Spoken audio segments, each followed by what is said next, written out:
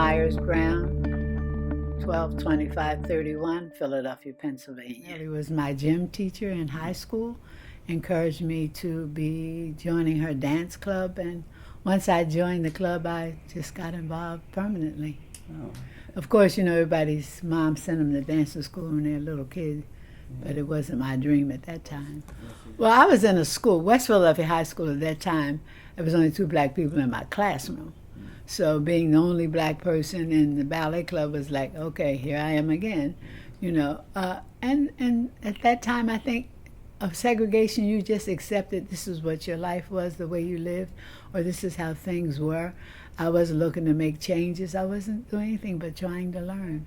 But I had a good friend, Virginia, who would take me in the morning before class and teach me what she learned the night before, so that by the time I got to the club, I halfway knew what I was doing, and I wasn't just following. Mm-hmm. But I always appreciate the fact that she reached out to help me.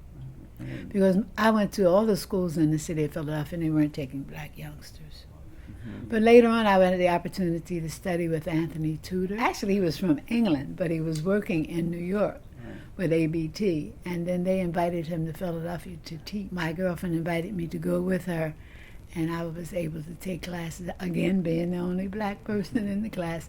Eventually, another woman was able to join, and I think after I left, 5 or 6 other black dancers were able to go into the program, gradually integrating. It's been about, I would say, 10 good years dancing, but I was invited to join a group that was dancing, doing nightclub work, and all I wanted to do was dance. So I was getting paid to dance. So we worked the top shelf, the Flamingo Hotel in Vegas, the Royal Nevada in Vegas, the old Latin Casino here in Philly.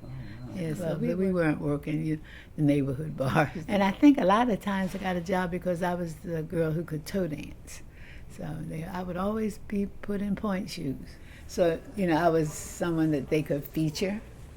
So I was always the girl. They would say, can you do that on point? I'm like, yeah.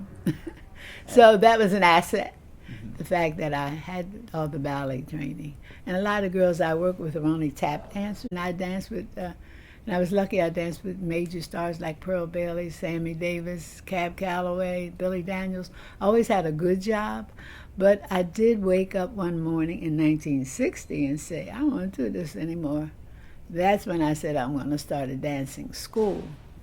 So that was 60, and then 1970, the kids I had taught for 10 years, they were still looking for the same thing, an opportunity. Pennsylvania Ballet was not hiring black girls, or they didn't really want them in the schools. The kids would bounce back to me, and that's when I decided, well, maybe I'll have a company and give them some experience, and they'll leave Philadelphia and look for other opportunities. But most of them stayed with me the first time, 8 or 9 years before they started leaving. But then, of course, things were changing. You know, the civil rights movement, so kids got a chance to do more. A lot of girls didn't go to New York and dance. And the boys always got a chance first because boys are hard to find dancers, and I had good dancers, so all my guys went to the Alvin Ailey Company. We did get a lot of press coverage. It was because it was unique, a black dance company in the city. Even though when I was dancing, there were dance groups, you know. You could dance around with somebody, but it was only in the black community. But I think the National Endowment for the Arts came into being, so getting public money and National Endowment money, I was able to do that. That kind of put me in the forefront. But the response has always been good. Well, I think dance is really important as part of training, and I was very enthusiastic about making sure that black youngsters who came to my school were trained properly. You know, I have a sign up in my school that says, I will prepare myself, and one day my chance will come.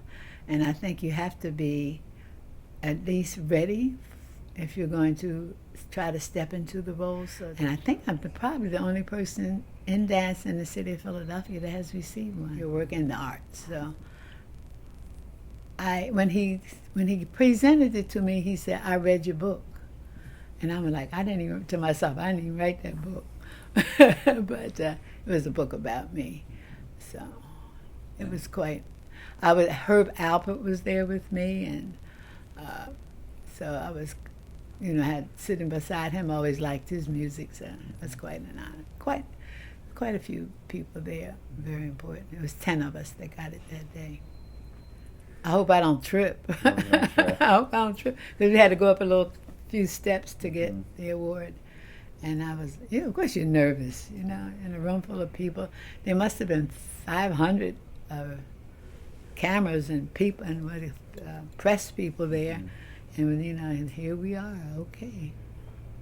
Mr. Olin, who designed the Barnes Museum, he and I were the two Philadelphians.